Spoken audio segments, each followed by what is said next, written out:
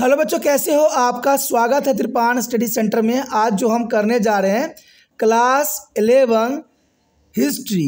ये सीबीएसई के जो बच्चे उनके लिए है जो एनसीईआरटी बुक को फॉलो करते हैं।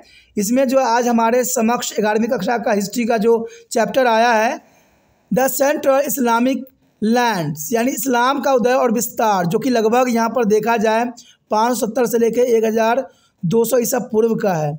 इसमें हम हर एक बात पे जो है विचार करेंगे, हर एक शब्दों को समझने की कोशिश करेंगे। और यहाँ पर सबसे ज़रूरी ये रहेगा, अगर आप समझना चाहते हो तो कभी भी वीडियो को जो है स्किप करके ना देखिए, वीडियो को पूरा देखिए, बार बार देखिए, तभी जो है आपको सारे क्वेश्चन समझ में आएगी। क्योंकि यहाँ पर जो होगा आपके हिंदी इंग्लिश दोनों ही लैंग्वेज में आपके समक्ष प्रस्तुत होगा, जो कि आपके लिए काफ़ी महत्वपूर्ण रहेगा। ठीक है, इसमें हर क्वेश्चन पे हम एनालाइज करेंगे, समझेंगे, जानेंगे। लेकिन क्वेश्चन स्टार्ट करने से पहले एक बात जो मैं हमेशा कहता हूँ, जिसको आपको सोचना भी चाहिए, विचार भी करना चाहिए और इवन अमल भी करना चाहिए, वो ये है कि जब भी वीडियो देखिए पूरा देखिए, क्योंकि अधूरा जानकारी सदैव खतरनाक होता है। साथ में एक इंपॉर्टेंट बात ये भी रहता है, अगर आप पहली बार वीडियो देख रहे हो तो लाइक शेयर सब्सक्राइब करना मत भूलना। क्योंकि दोस्तों लाइक कीजिएगा तो बनाने वाले का मनोबल बढ़ता है, सब्सक्राइब कीजिएगा तो इससे ये होता है कि जब भी मैं कोई वीडियो डालूंगा उसका नोटिफिकेशन आपको समय रहते मिल जाएगा। और देखिए शेयर का मतलब ये होता है कि आपके थ्रू न जाने किन बच्चों को हेल्प मिल जाए, ये आप भी नहीं जानोगे, इसलिए जो है आप शेयर जरूर करो। ठीक है, व्हाट्सएप स्टेटस पे भी लगाओ। दोस्तों एनएसएस सेंटर जो है कई मानने में बहुत से बच्चों के लिए हेल्पफुल है, चाहे वो 8th क्लास हो, 9th 10th 11th 12th हो, चाहे वो एनआईएस बोर्ड के बच्चे हों, ठीक है, चाहे बीए एमए के बच्चे हो, सभी क्लासों के लिए कुछ ना कुछ जो है त्रिपाण एनएसएस सेंटर में उपलब्ध है। तो इसलिए आपके लिए ज़रूरी है कि आप सब्सक्राइब करके इसको चैनल को जो है सेव कर लो, नहीं तो बाद में अगर रिसर्च करोगे तो शायद आपको ये चैनल प्राप्त ना हो। तो इसलिए सोचना नहीं, विचार नहीं करना है, सब्सक्राइब करके जो है अपने पास सेव करना है। दोस्तों ये तो बात था आपके लिए, लेकिन अब देखते हैं हमारा आज टॉपिक क्या है। Today we will discussion most important chapter here, the central Islamic land. The next question is most important here, what step were taken from to the agriculture prosperity of the urban empire?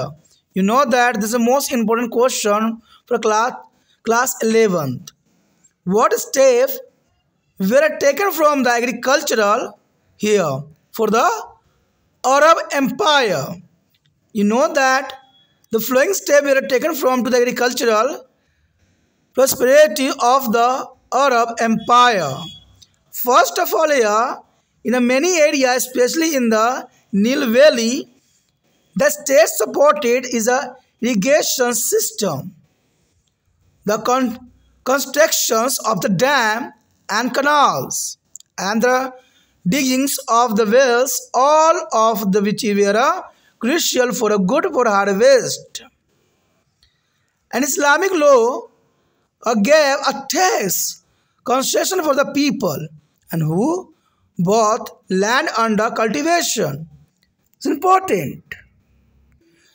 And the next point here, through the peasant initiatives and state support, and cultivable land expanded and productivity arose, even in the absence of major technological changes. And the next, many new crops such as cotton, orange, bananas, watermelons, spinach and brinjals were growing and even exported to be Europe. This is important here, for there is agriculture for Islamic Empire. यहाँ पर जो हम chapter कर रहे हैं इस्लाम का उदय और विस्तार, इसके अंतर्गत हमारा अगला क्वेश्चन जो आया है काफ़ी महत्वपूर्ण है कि अरब साम्राज्य की कृषि समृद्धि के लिए क्या कदम उठाए गए, कि अरब साम्राज्य में कृषि को समृद्ध बनाने के लिए वो कौन कौन से कदम उठाए गए। दोस्तों यहाँ पर क्वेश्चन को समझना काफ़ी महत्वपूर्ण रहता है। आपको आंसर पता रहता है, आपको समझ है, लेकिन आपको क्वेश्चन समझ नहीं रहती। और यहाँ पर क्वेश्चन साफ है कि अरब साम्राज्य कृषि समृद्धि के लिए क्या कदम उन्होंने उठाया था, किस लिए अरब साम्राज्य में कृषि इतनी समृद्ध थी। कहते हैं कोई भी चीज़ तभी समृद्धि के रास्तों पर चलता है अगर हम उसको सिस्टमैटिक और रूल रेगुलेशन के हिसाब से जो है करने की कोशिश करें। और कुछ रूल रेगुलेशन भी मान्य रखता है। तो अरब साम्राज्य की अगर बात करें तो अरब साम्राज्य कृषि समृद्धि के लिए उन्होंने कुछ कदम उठाए थे जो कि काफ़ी महत्वपूर्ण थे। पहला कदम देखा जाए तो यही था कि कई क्षेत्रों में विशेष रूप से नील घाटी में राज्य से सिंचाई प्रणाली, बांधों और नहरों के निर्माण और कुएं खुदाई का समर्थन किया गया। यानी कृषि के उत्पादन में अगर देखा जाए तो सबसे महत्वपूर्ण हाथ जो रहता है वहाँ की नदी प्रणाली, और यहाँ पर नील घाटी थी। दूसरी बात है सिंचाई प्रणाली, जिसमें बांधे, नहरों और कुओं का खुदाई। कहते हैं ये जैसे जो भी क्षेत्र ऐसा होगा वहाँ पर कृषि जो है समृद्ध हुई होगा। भारत में भी देखा जाए तो पंजाब के क्षेत्र जो है काफ़ी उपजाऊ होता है और इसके पीछे कई नदियाँ ही सहायक होती हैं।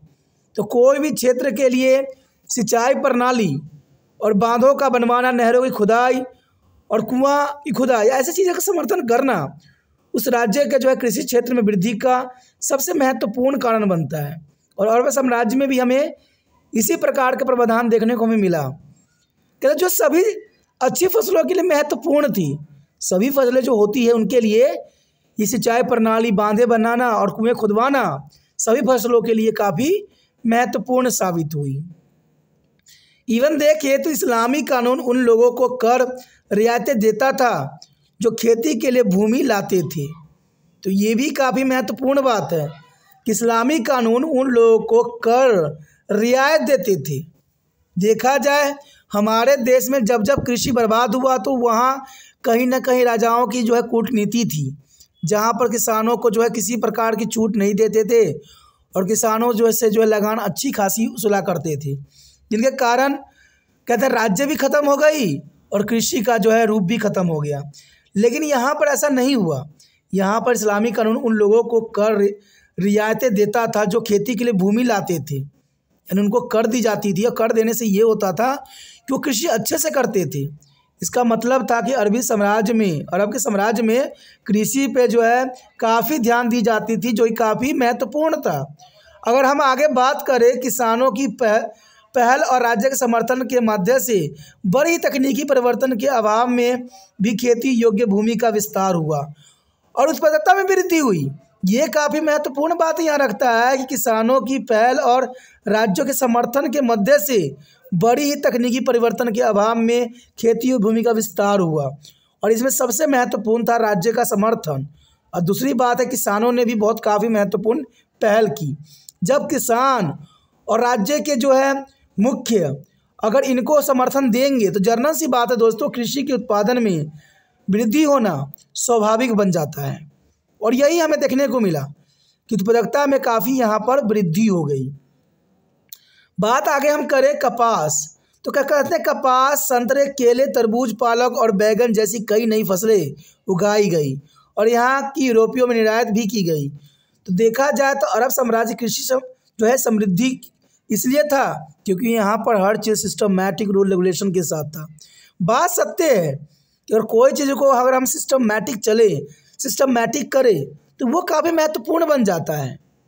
तो इसी के साथ हमारा ये क्वेश्चन खत्म हो जाता है जो काफ़ी महत्वपूर्ण है। आया क्वेश्चन और भी महत्वपूर्ण है तो आप बने रहे तिरपान स्टडी के साथ। और जितना हो सके इस वीडियो को शेयर करने की भावना आपके मन में से जाना नहीं चाहिए। जितना आप शेयर कीजिएगा तिरपान स्टडी आपके लिए इतना ही अच्छा समझ वाली वीडियो लाएगा जो आपके एग्ज़ाम के लिए महत्वपूर्ण रहेगा। और ये सभी क्लास के बच्चों के लिए रहता है। यहाँ पर आपको पता है कि 11वीं से लेके जो है 12वीं फिर से 8वीं BA MA हर बच्चों का यहाँ पर सिलेबस मिलता है। यानी देखा जाए तो 8 से लेकर MA तक के बच्चों के लिए चैनल काफ़ी महत्वपूर्ण है। तो यहाँ पर हर चीज़ मिलेगा, हर सुविधाएं मिलेगी। सिर्फ आप तिरपान सेंटर को आगे बढ़ाने की विचार मन में रखिए। और दूसरी बात इम्पोर्टेंट ये रहता है कि कभी वीडियो जो है स्किप करके ना देखें, कभी वीडियो को आगे बढ़ा के ना देखें, क्योंकि बहुत सी ऐसी बातें होती है जो पीछे छूट जाती है। और मैं एक बात जानता हूँ कि समझा हुआ बातें, सुनाया बातें काफ़ी जल्दी बच्चों को जो है याद हो जाता है। अगर आप स्किप करके देखोगे फिल्मों की तरह तो शायद आपको क्वेश्चन समझ में ना आए। इसलिए तिरपान सेंटर यही कहता है कि अगर आपको नहीं समझना है तो मत समझिए, लेकिन स्किप करके मत देखिए, क्योंकि इससे आपका अधूरा जानकारी हो जाता है और अधूरा जानकारी सदैव खतरनाक रहती है। इसलिए शेयर मत कीजिए कोई फ़र्क नहीं पड़ता है, लेकिन अपने ज़िंदगी के साथ खिलवाड़ ना कीजिए, कभी वीडियो स्किप करके ना देखिए। देखिए क्वेश्चन बहुत काफ़ी महत्वपूर्ण रहता है एग्जाम के लिए, ठीक है। पहली बार मेरे चैनल पे आए हो, पहली बार वीडियो देख रहे हो, समझ में आ रहा है, अगर समझ में आ रहा है तो चैनल को सब्सक्राइब कर लीजिए। सब्सक्राइब कीजिएगा, तभी आने वाला समय में जो और वीडियो का नोटिफिकेशन मिलता रहेगा, क्योंकि आपको पता है त्रिपाण सेंटर आपके लिए बना है और आपके लिए है। इसलिए सोचिए नहीं, विचार ना कीजिए, अभी त्रिपाण स्टडी सेंटर को सब्सक्राइब करके अपने मोबाइल में सेव कीजिए।